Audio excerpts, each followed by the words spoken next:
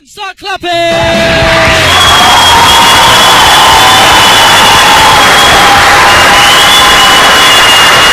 That is a very bright light, and I'm completely not used to this. However, welcome, happy Christmas!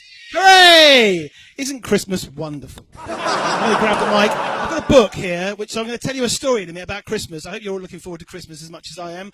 As I said, this is the first time I've ever done stand-up comedy, so I'm hoping you'll be very generous tonight.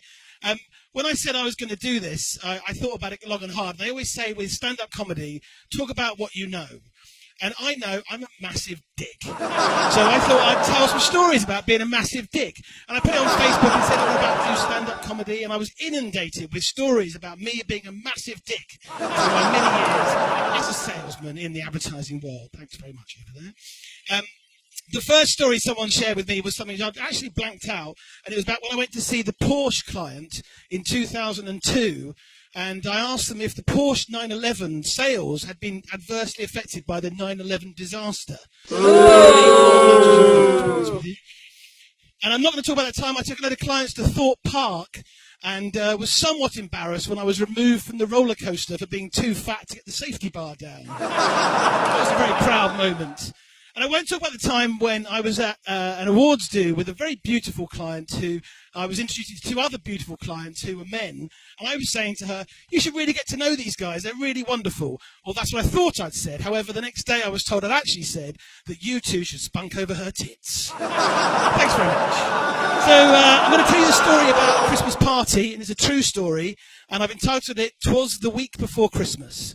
Prepare yourself, because it's in a book. It was the week before Christmas when all through the land offices were partying and getting out of hand.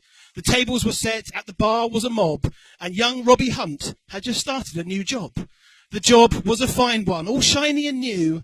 Perks there were plenty, downsides there were few. He'd been there 6 weeks and had made some new friends. His hard work and sales skills had paid dividends. On the day of the party, he put on his best shirt, a comedy tie, blue jeans, he looked pert. He was all set to go and was ready to fly. Let's get this thing started, he said on the fly. The party began at his desk around 12. Oh dear, that's the start of the depths we shall delve. He had a quick lager, chased down with a shot from a bottle of Jaeger for his birthday he'd got. Then off they all set to Don Pedro's for tapas. San Miguel was imbibed, and those fiery green peppers. They sang Christmas songs from times long ago, and Secret Santa gave out a giant dildo. Smooth. By now he was merry, but on he must journey. To the bar round the corner, it was still pretty early. More beers, they were downed. Now it's time for the loo. He'd better sit down. Why not make it a poo? Oh dear, he's gone now more than he thought at this stage. You'd have thought he'd know better at his age. He pulls the loo's chain to get rid of the smells. That's weird. What's that noise? Sounds like alarm bells. As they kick down the door to the disabled bogs, turns out the red cord doesn't shift the brown logs. It's the one you should pull if you're having some trouble, if you're throwing a fit or have made a big puddle. Out he emerges onto the dance floor where he spins and he moves like he's still 24. But he's not. He's past 40 and the food's settled down.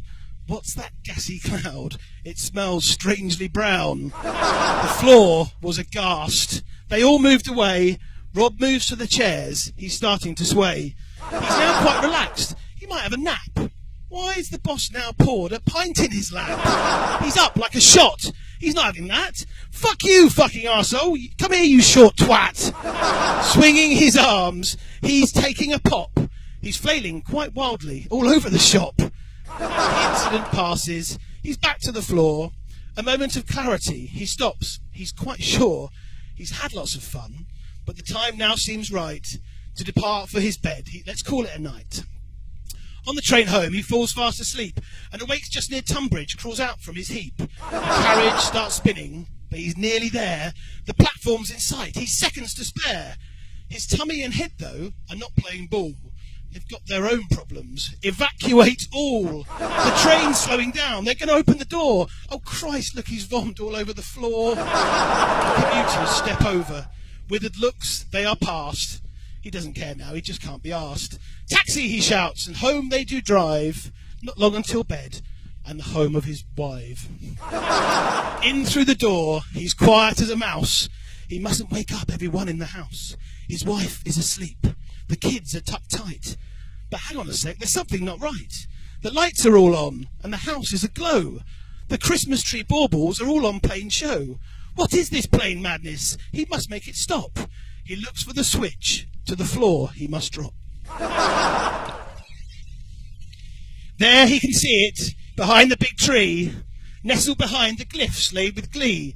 He leans over gently to turn it off, but whoa, he's off balance. Too much beer has been quaffed. The legs go all jelly. He falls to the ground. The tree, it gets broken. The gifts scatter round. He gets up and shakes himself free from the shite. This really hasn't been the funnest of nights. Up to the bedroom to scald his slack missus. No cuddle for her, no slobbery kisses. Why are all the lights on? It's past 1 o'clock. It's 7:20, you ginormous cock. So let that be a lesson to one and to all. Think twice at the party this festive Yule. Don't follow the line of young Robbie Hunt. He's stupid as arseholes, a massive daft cunt. Thank you very much.